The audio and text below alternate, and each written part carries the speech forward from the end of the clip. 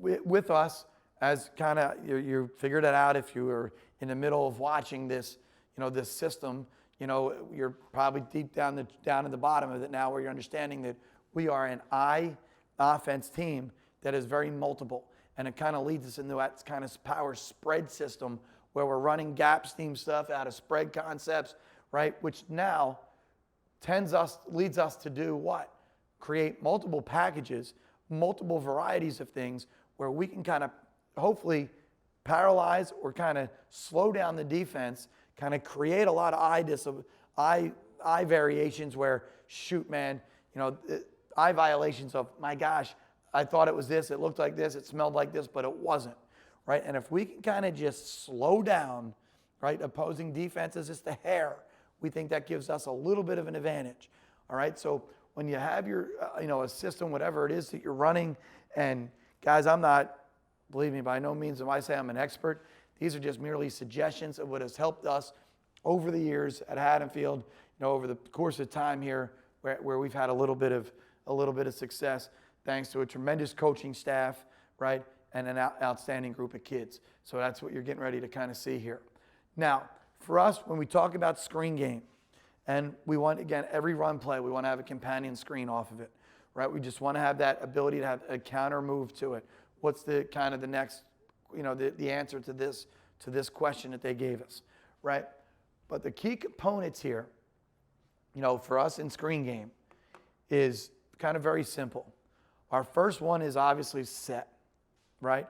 And making sure whatever the play is that we are simulating, or the pass protection in which we are simulating, which you'll see what I'm talking about, right?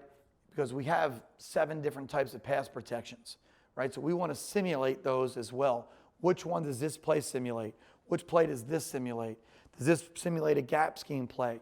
Does it simulate a sprint out play, right? And we're throwing a screen off of it. So again, the first thing is the set. What am I doing, right? And a coaching point that I received, recently, which I think is really, we got to be careful not to overset it, right? To overset this thing where everybody undercuts it and then all of a sudden the quarterback's dead, right? Or make it where it's unrealistic and unreasonable, where you're jumping out to no man's land because you're a tackle and you're going to have a flat defender, as well when you release here. So it's staying within yourself and understanding, hey, understand what the set is in relationship to the play at hand and the scheme at hand, okay? Then we have the punch, right? And the punch is so critical because we want to make this look so realistic, right? Where, we got a good demeanor, our butt is down, right? And we want to know that timing of it's got to be so perfect, right? Where our elbows are in and our thumbs are out, and we're really getting that good punch in on the chest plate if we can, or on the shoulder, whatever it is, the aiming point is that is presented to us by the defense at the particular time. The extension, right? We want to make everything look like, bam, like working to that strain, right? To make it look good, where guys are believing that, man, we got something going here, and we're really trying to rush the passer. Then work your release, then work your go.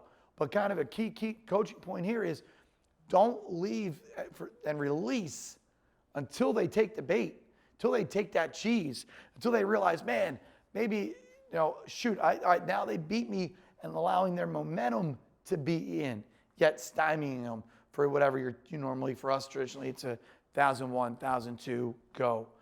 Because our screens usually take some time to develop. We're doing it off of something, off of a run game action, whether it's power read, whether it's, our base counter play from under center, whether it's a sprint out and a throwback. So again, we have a lot of different variations.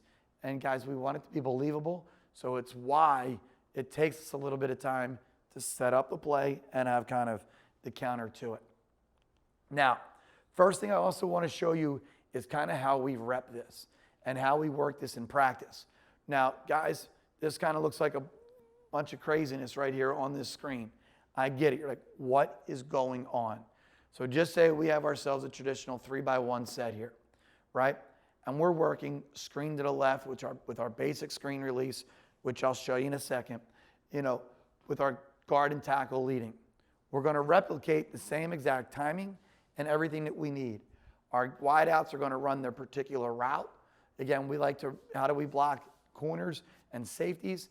in screen game, a lot of times with the route combination. Get them out of their fit, make them defend pass. So why? It looks believable with the time's up, with the whether it's a 3 or 5, it's a 5-step drop. Boom, we're looking at it. It looks like they're looking at stuff. D-backs are out of their run fits, then give ground.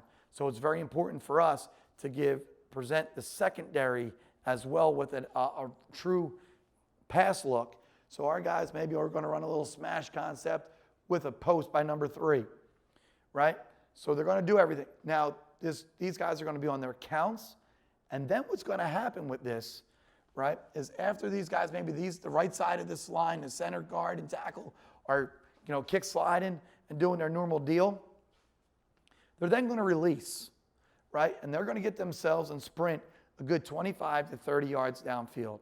We want everybody running to the ball. Is this a little bit of a conditioning period? Absolutely it is. Coach is in a corner, pride. Break down, pride. And everyone, gets to the edge and sprints.